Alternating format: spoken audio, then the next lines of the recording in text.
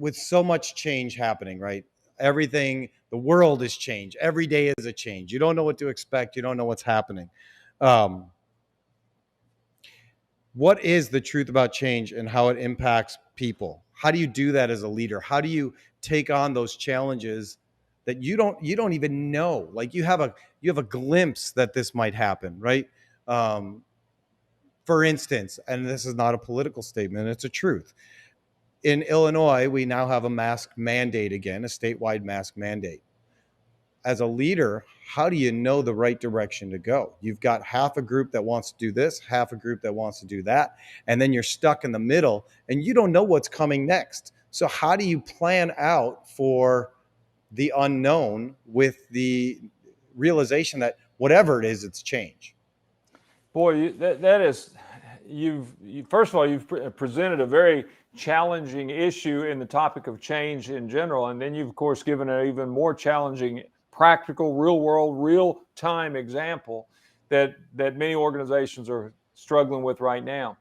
I certainly can't answer the question for masks and what do you do, when you do it, how do you do it, and all the rest. That's got to be determined on an individual basis with the organizations, et cetera.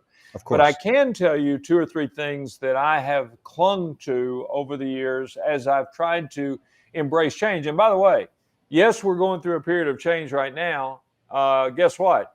We'll go through more next week, next month, next year, and forever. It's not going to change. Life is change. I mean, every day is change. You don't know what to expect one minute to the next. And that's, Mary Kate gets frustrated with me because I suck at planning. I'm not good at it. I plan in respect to, I want to go, like an example would be, I want to go to California. That's my plan. How am I going to get there? I don't know yet. But I want to go to California and I want it to be on these dates. Where are you going to stay? I don't know yet. Because what I find that happens is, if I can have the best plans, I can have it laid out exactly, and it falls apart. It gets derailed. So my reasoning for it is, I want to have a concept. I want to do this. This is what it's kind of going to look like.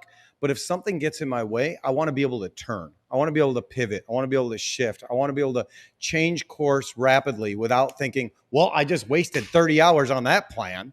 So here's what I want to do. This is the end goal. How do I get there? How I get there, we'll figure that out as we go along. Well, I've got to tell you, I sort of find myself somewhere between you and Mary Kate, okay? First of all, I like your spontaneity and your flexibility and your willingness to go with the flow. That I like. I also appreciate Mary Kate's focus on let's at least have a direction, a destination, a purpose in mind. Those I have those. That's what I say. I have those. I don't have the details. It reminds me, your story of wanting to go to California just now reminded me of something that happened literally 20 years ago, earlier in January. It happened to be January the 3rd, 2001.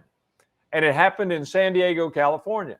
I was speaking I'd been hired to come speak and be the general keynote kickoff speaker for a group of school photographers.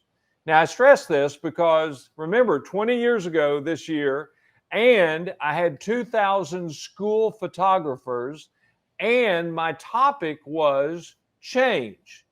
Now, why is that so important? If you think back 20 years ago, change happened so quickly that we forget that there used to be a different way of doing things. Yep. 20 years ago, the photographers were coming out of those using film in their cameras where they took pictures of kids, and then they said, all right, we'll send back proofs that you can look at in another 6 weeks, and then you'll make a decision about which ones you want to buy. They were about to embrace digital technology in this company, and they wanted to talk to these people who only knew how to take photos one way at that time. Yep. I'll never forget this, and it was so great. I'm standing off stage, and they're literally introducing me. The gentleman who's introducing me is out on stage, and he's reading my bio, and it's a big stage because we're in front of 2,000 people.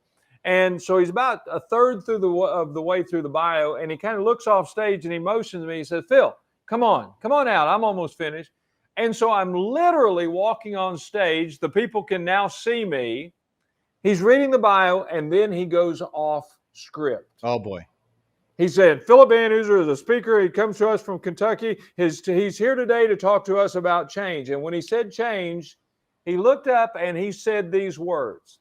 He said, you know, our speaker is going to talk about change. I've always thought of change this way. Trying not to change is like trying not to breathe. If you're successful, you die.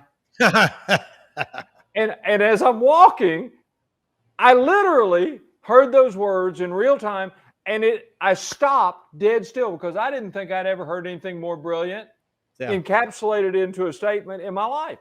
And believe it or not, Tony, I took out a pen out of my coat pocket, and I didn't have any paper. I literally wrote that word on my hand in front of this audience so I wouldn't forget it. It wasn't an act. I wanted to capture this thought. Yep. And then I stood up and went in front of them and held my hand out like this because they had me on a big IMAG screen, and they read. And for the first 10 minutes of my program, I talked about the truth of that statement.